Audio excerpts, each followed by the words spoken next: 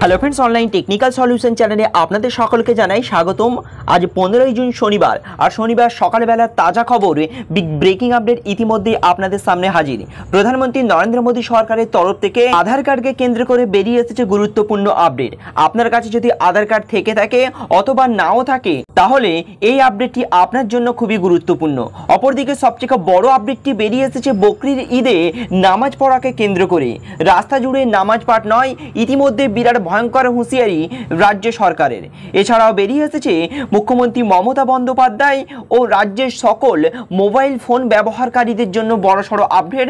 আপনি যদি মোবাইল ফোনে একের অধিক বা দ্বিতীয় সিম ব্যবহার করে থাকেন, তাহলে এবার আপনার জন্য ঘনিয়ে আসছে বিপদ। মোবাইল ফোনে দুটো সিম ব্যবহার করলে এবারে হতে পারে জরিমানা। এছাড়াও বেরিয়ে এসেছে আরএসএস নেতার তরফ থেকে প্রধানমন্ত্রী নরেন্দ্র মোদীকে কেন্দ্র করে বিরাট ভয়ঙ্কর আপডেট। এই প্রতিটা আপডেটই আপনার জেনে রাখা অত্যন্তই জরুরি। আপনি মুসলিম কিংবা হিন্দু কিংবা খ্রিস্টান, যে কোনো ধর্মেরই হোক না কেন, প্রত্যেকটা আপডেটই আপনার জন্য খুবই গুরুত্বপূর্ণ। তাই ভিডিওটিকে একটু অবহেলা না করে প্রথম থেকে শেষ পর্যন্ত মনোযোগ সহকারে দেখতে থাকুন। ইনফরমেশনগুলো ভালো লাগলে অবশ্যই লাইক করবেন এবং সকলের কাছে বেশি বেশি পরিমাণে শেয়ার করবেন। তো চলুন দেখে নিন। সর্বপ্রথম আপডেটে বলা হচ্ছে, হিন্দুরা ঠিক করুক ধর্ম চাই নাকি উন্নয়ন, 3টি পুরসভার টাকা আটকে দাদাগিরি তৃণমূলে। অপরদিকে বলা হচ্ছে, বেআইনিভাবে গুজরাটের জমি দখলের অভিযোগ তৃণমূল সাংসদের বিরুদ্ধে, ইউসুফ পাঠানকে নোটিশ পুরসভা। এছাড়া অপর আপডেটে বলা হচ্ছে, বেশি উদ্বুদ্ধ হওয়ার ফল 241 আসনেই থামিয়ে দিয়েছে ভগবান রাম, মন্তব্য আরএসএস নেতা। অপরদিকে সবচেয়ে বড় আপডেটটি বেরিয়ে এসেছে মোবাইল ফোনে একের অধিক দুটো সিম ব্যবহার করাকে কেন্দ্র করে। বলা হচ্ছে, একটা ফোনেই চলছে দুটো সিম, জরিমানা দিতে হতে পারে আপনাকে। একটা স্মার্টফোনে একই সঙ্গে দুটো সিম চালাচ্ছেন অনেকেই, তাহলে তাদের প্রত্যেকের জন্য এই গুরুত্বপূর্ণ আপডেট।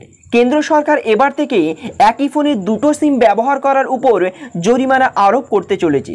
ইতিমধ্যে সংবাদ সূত্রে জানা গিয়েছে, ভারতের টেলিকম রেগুলেটরে এই নিয়ে প্রস্তাব পেশ করা হয়েছে।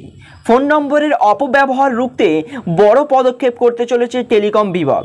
আমরা প্রত্যেকেই ফোনে একের অধিক সিম ব্যবহার করি, একটা সিম ব্যবহার করি এবং দ্বিতীয় নম্বর সিমটা বেশিরভাগ মানুষেরই পড়ে থাকে। তাই এবারে ওই দ্বিতীয় নম্বর সিমটার অপব্যবহার রুখতে এবারে বড়সড় পদক্ষেপের পথে ট্রাই। ইতিমধ্যে কেন্দ্র সরকারের তরফ থেকে একটি নতুন সিদ্ধান্তের পথে যাচ্ছে, যেখানে একের অধিক সিম ব্যবহার করলে এবার আপনাকেও জরিমানা গুনতে হতে পারে। এছাড়াও আপনার বন্ধ হয়ে যেতে পারে বাকি সিমগুলো। ইতিমধ্যেই এই দুটি সিম ব্যবহার করাকে কেন্দ্র করে টেলিকম রেগুলেটরের তরফ থেকে যে গুরুত্বপূর্ণ আপডেটটি এবং নির্দেশিকা বেরিয়ে এসেছে এবং কি করতে হবে, এর ফলে কিভাবে আপনি এ থেকে রেহাই পাবে, প্রতিটা তথ্যই আমি ডেসক্রিপশন বক্সে দিয়ে দিয়েছি।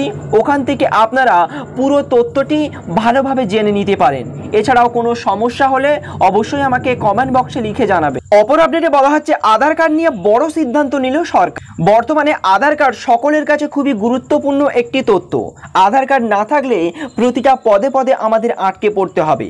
তাই সেই আধার কার্ড বানানো কিংবা আধার কার্ড আপডেট করাকে কেন্দ্র করে কেন্দ্র সরকারের তরফ থেকে একাধিক নির্দেশিকা জারি করা হয়েছিল। প্রতিবারেই সময়সীমা বাড়ানো হয়েছে আধার কার্ডের তথ্য আপডেট করার ক্ষেত্রে।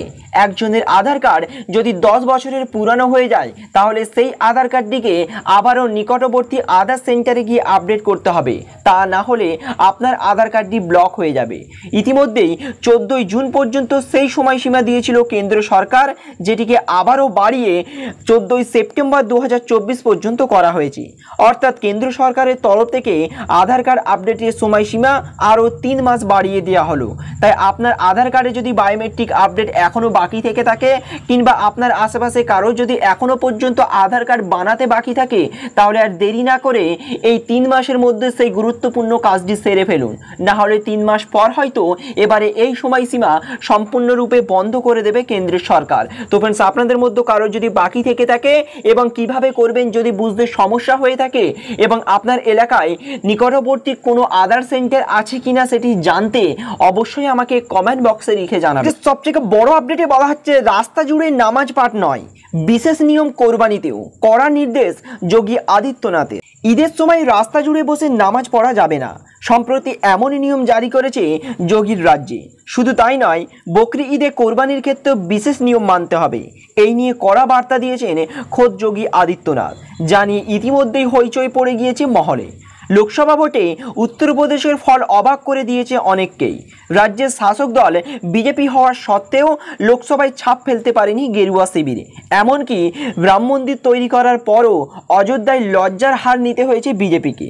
তাই এবারে ব্যাকফুটে গিয়েও সেই পুরানো নির্দেশিকায় বহাল রাখলো যোগী সরকার।